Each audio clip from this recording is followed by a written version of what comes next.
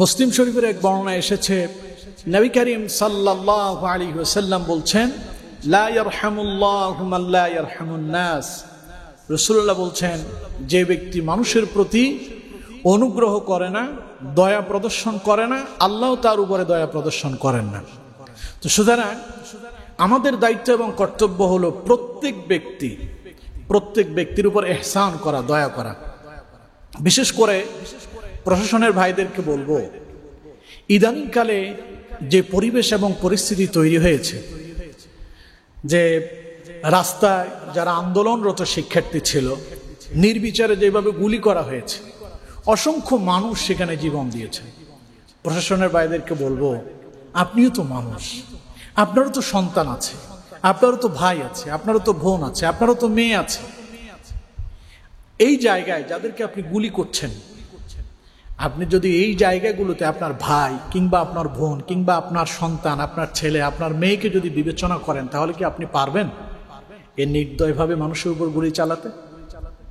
তাই আপনাদেরকে বলছি, পুরো প্রশাসনের ভাইরা, আপনারা হচ্ছেন আমাদের দেশের মানুষের সেবায় নিয়োজিত, আপনারা হবেন মানুষের বন্ধু। আপনারা যদি শত্রুতে পরিণত হন, তাহলে এই দেশের মানুষ একটা সময় এমন অবস্থা হবে যে আপনাদেরকে ঘৃণার চোখে দেখবে। মানুষ সাধারণত ইদানিংকালে আমরা যেটা দেখছি, যে পুলিশ দেখলেই একরকম মনে হয় যেন তাদের ভেতরে একটা ক্ষোভ জন্মাচ্ছে। এই থেকে আপনাদেরকে বেরিয়ে আসতে হবে। এজন্য আপনাদেরকে যে কাজটা করতে হবে তা হচ্ছে মানুষের প্রতি দয়াশীল হতে হবে, অনুগ্রহশীল হতে হবে। যদি করতে পারেন, তাহলে আপনারা মানুষের হৃদয়ে জায়গা করে নিতে পারবেন। এটা কথা আপনাদেরকে স্মরণ করিয়ে দিতে চাই। মানুষের মনের বদদোয়া অত্যন্ত মারাত্মক একটি জিনিস। মাজলুম যদি কোনো ধরনের দোয়া করে, নবী করিম সাল্লাল্লাহু আলাইহি ওয়াসাল্লাম বলছেন, তার দোয়া ডাইরেক্ট আল্লাহ পাকের আরশে আজিমে পৌঁছায় যায়, যাতে কোনো বাধা থাকে না, পর্দা থাকে না। এবার চিন্তা করেন, বর্তমানে আমরা যেটা দেখছি, যে দেশের যে জনসংখ্যা আছে, প্রায় 90% মানুষ যারা আমাদের প্রশাসনের ভাইদের বিরুদ্ধে চলে গিয়েছেন। এই 90% মানুষ যদি আপনাদেরকে যদি বদদোয়া দেয়, চিন্তা করেন আপনার অবস্থা কি হবে। হয়তো কিছু সময় দেখবেন আপনি একটু সুখ শান্তিতে আছেন, আসলে এটা সুখ নয়। এমন এক বিপদ আপনার জীবনে আসতে পারে, যা থেকে আপনি উত্তোলনের কোনো পথ দেখতে পাবেন না।